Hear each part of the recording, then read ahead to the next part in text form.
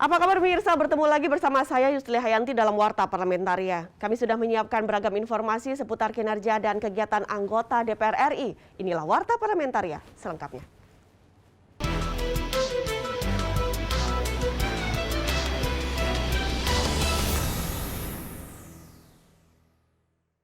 Terkait pandemi COVID-19 yang kiat memburuk, Badan Anggaran DPR RI menilai perlu ada keberpihakan politik anggaran untuk penanganan COVID-19. Ditemui di ruang rapat Banggar DPR RI Gedung Nusantara II, Senayan, Jakarta baru-baru ini, anggota Banggar Fauzi Amro meminta Kementerian Keuangan fokus memperhatikan aspek pemulihan ekonomi nasional dan penanganan COVID-19. Menurut Fauzi, saat situasi krisis seperti sekarang ini, perlu ada stimulus bagi masyarakat dan kebijakan yang dapat menggerakkan roda perekonomian usaha mikro, kecil, dan menengah di daerah. Harus ada kebijakan kita, politik anggaran kita untuk berpihak kepada pemulihan ekonomi dan penanganan COVID. Kan yang dipotong itu cuma dana desa aja. Dana desa dipotong 10-20%. Ya, outsource-nya nggak dipotong, di AK Fisik-nya nggak dipotong, dan di AK non-fisik ada 6 item itu harusnya dipotong semua. Anggota Banggar DPR Wihadi Wiyanto meminta pemerintah fokus pada kesehatan dan pemulihan ekonomi nasional. Program prioritas kesehatan seperti vaksinasi, insentif bagi tenaga kesehatan, dirasa perlu menjadi perhatian pemerintah di masa sulit seperti sekarang. Ini tentunya situasinya berubah ya mengenai masalah penerimaan juga, dan juga tentunya dana-dana transfer juga ke daerah itu akan bisa berubah. Nah, makanya dari hari ini kita akan sampaikan ini, dan dari pemerintah menyampaikan beberapa program prioritasnya dalam situasi yang sekarang ini. Nah, salah satunya adalah program prioritas kesehatan. Oki Zulindra dan Samsul, TVR Parlemen, melaporkan. Anggota Komisi 1 DPR RI mengapresiasi kesiapsiagaan Satgul-Tor TNI dalam mengantisipasi tindakan terorisme. Komisi 1 mengusulkan sinergi berkala antara DPR RI dan TNI agar TNI lebih siap dan memahami denah lingkungan parlemen untuk mengantisipasi serangan teroris. Ditemui usai meninjau langsung latihan Satuan Penanggulangan Teror Satgul-Tor TNI di Kompleks Parlemen Senayan, Jakarta, anggota Komisi 1 DPR RI Bobi Adityo Rizaldi mengapresiasi kesiapsiagaan TNI untuk menanggulangi tindakan terorisme yang mengancam kedaulatan negara. Bobi melihat langkah taktis tim Satgul-Tor cekatan dan efektif dalam melumpuhkan teroris. Kopsus GAP ini adalah organisasi penanggulangan teroris yang perlu kita dukung, khususnya kami di Komisi 1, dan juga sebagai tulang punggung pengamanan objek vital nasional. Apa yang diperlukan baik payung hukum, dukungan anggaran, dan teknis itu saya rasa seluruh anggota DPR yang ada di Senayan ini pasti akan mendukung. Bobi Adityo menambahkan diperlukan sinergi antara TNI Polri dan pejabat di lingkungan objek vital nasional untuk memahami denah dan rute evakuasi terbaru. Disampaikan ada beberapa contohnya yang teknis ya Pak Bambang, ada denah yang masih berubah mengenai mapping gedung. Nah, ini yang perlu lebih update lagi sehingga nantinya dalam operasi-operasi yang akan dilakukan berikut akan lebih efektif lagi. Dari Senayan, Jakarta, Amita dan Dodi, TVR Parlemen melaporkan. Badan Anggaran DPR RI mendorong belanja pemerintah tahun 2022 harus lebih tepat sasaran sehingga dapat berdampak optimal bagi pemulihan ekonomi nasional. Dalam rapat kerja dengan pemerintah dan Bank Indonesia di Gedung Nusantara II DPR RI, Ketua Badan Anggaran DPR RI Said Abdullah mengungkapkan, Banggar DPR RI dan pemerintah memiliki tugas yang tidak ringan dalam menyusun RAPBN tahun 2022. Said mengatakan, semua alokasi anggaran pemerintah pusat yang telah disusun harus berbasis pada output, outcome, dan hasil yang terukur dengan baik. Said juga mengaku pelebaran defisit dan pembiayaan hutang negara yang tinggi memang dikarenakan kebutuhan negara, bukan karena senang berhutang. Kondisi subjektif dan objektif mewajibkan hukumnya bagi pemerintah dan Banggar untuk melebarkan defisit. Kita sadar betul bahwa pelebaran defisit itu, pembiayaan hutang yang tinggi itu betul-betul karena kita butuh, bukan karena pemerintah dan Banggar senang berhutang. Anggota Banggar DPR RI Maria Lestari menilai, kondisi saat ini perlu melihat juga ke sektor lain selain kesehatan, yaitu bahan makanan pokok, dan para petani merupakan garda terdepan di sektor pertanian dalam mengolah kebutuhan bahan makanan pokok sehari-hari. Harusnya pupuk subsidi itu yang harus benar-benar ditambah, karena ini kan harus proses validasi dan RDKK juga harus masuk ya. Dan harus tepat sasaran pastinya dengan kelompok tani yang ada di seluruh Indonesia ini. Tim Liputan TVR Parlemen melaporkan. Jangan kemana-mana pemirsa, karena kami masih memiliki banyak informasi lain dalam Warta Parlamentaria. Di antaranya datang dari refocusing dan realokasi anggaran untuk kesehatan masyarakat setelah jeda berikut.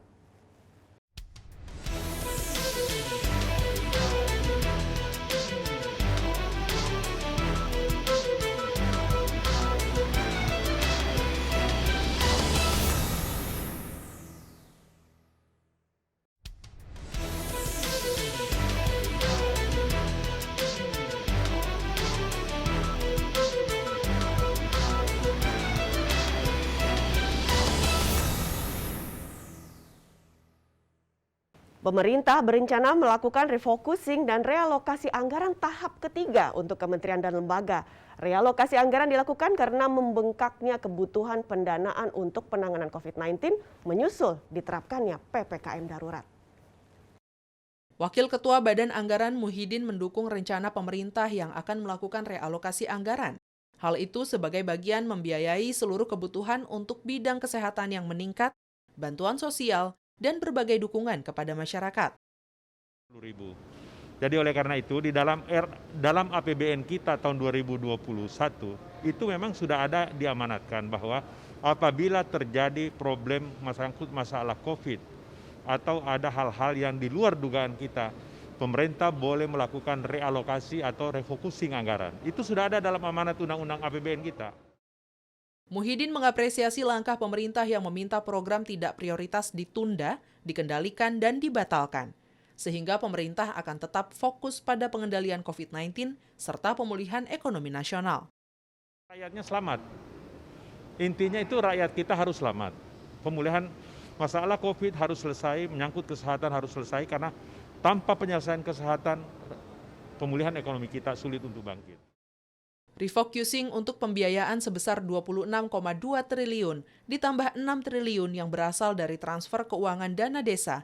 Anggaran ini dipakai untuk biaya berbagai belanja kementerian dan lembaga, untuk penanganan vaksinasi dan testing, tracing, dan untuk biaya perawatan pasien serta tenaga kesehatan. Andri, TVR Parlemen, melaporkan. Komisi 11 DPR RI menyoroti ide-ide rancangan Undang-Undang KUR tentang pengenaan pajak 1% kepada perusahaan yang merugi dan adanya pasal-pasal pidana pada pengenaan pajak. Ditemui pada agenda panja rancangan Undang-Undang KUP bersama praktisi mantan Dirjen Pajak secara virtual, anggota Komisi 11 DPR RI Muhammad Misbakun menyoroti ide tentang pengenaan pajak 1% kepada perusahaan yang merugi. Menurut Misbakun, perlu adanya pengkategorian pajak bagi perusahaan-perusahaan berdasarkan prinsip pengenaan pajak. Prinsip pengenaan pajak antara lain meliputi objek PPh, objek PPN, dan objek pajak lainnya. Ide menariknya adalah, tapi kemudian dia masuk kategori apa? Jenis kelaminnya apa ini pajak itu?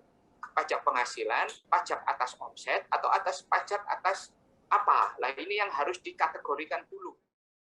Misbakun menilai, ide mengenai adanya pasal-pasal pidana terhadap pengenaan pajak tidak sesuai dengan tujuan awal pengenaan pajak, yaitu untuk meningkatkan kas negara. Menurut Misbakun, sanksi pidana pajak merupakan pilihan terakhir untuk mendorong masyarakat dan perusahaan dalam melaksanakan kewajiban membayar pajak. Ujung dari ketidakpatuhan, dari prinsip-prinsip orang yang melanggar. Nah, kalau kemudian kita kalau sudah masuk ke ranah pidana, itu kan sebenarnya tujuannya adalah bukan menarik penerimaan negara, tetapi apa? Memberikan sebuah equal treatment terhadap pelanggaran, memberikan pembelajaran kepada orang. Vinita, TVR Parlemen, melaporkan. Wakil Ketua DPR RI Rahmat Gobel mengajak seluruh insan pers dan media bersinergi dengan DPR RI dan pemerintah dalam menghadapi badai pandemi yang masih melanda Indonesia. Hal tersebut diungkapkan Rahmat Gobel saat menghadiri Forum Komunikasi dan Sosialisasi Kinerja DPR RI dengan tema Peran DPR RI dalam Pemulihan Ekonomi di Tengah Pandemi.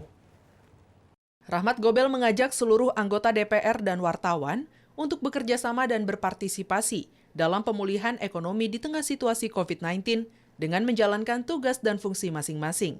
Menurutnya, media mempunyai peran besar dalam melaporkan segala informasi yang dapat bermanfaat bagi masyarakat. Ya kan kita juga butuh masukan dari media. Dari kawan-kawan media bisa berikan masukan kepada kita. Ini loh keadaannya begini, lapangan keadaan begini. Kita juga bisa kasih tahu gitu. Nah, pertemuan ini sebenarnya bisa dimanfaatkan untuk dari media, kawan-kawan media memberikan masukan ke kita. Selain itu, Rahmat Gobel mendorong industri kecil dan menengah dalam negeri agar terus bertahan, khususnya sektor industri kuliner, kerajinan, dan herbal, agar perekonomian Indonesia dapat segera pulih. Rahmat Gobel juga meminta pemerintah memberikan perhatian lebih berupa pemberian insentif kepada pelaku industri kecil dan rumahan agar mereka dapat melewati masa sulit yang tengah dihadapi saat ini. Yang kita harus dorong adalah juga UMKM yang kekuatan yang kita miliki yaitu sektor industri yang berbasis budaya. Seperti tadi saya katakan, seperti produk jamu atau herbal, ya, produk handicraft mebel, ya, terus tekstil. Tekstil ini kain batik, tenun ikat, songket. Dari Tangerang, Banten, Rizky Kurniawan, TVR Parlemen, melaporkan. Pemirsa, kami masih memiliki banyak informasi lain dalam Warta Parlamentariat. Tetaplah bersama kami.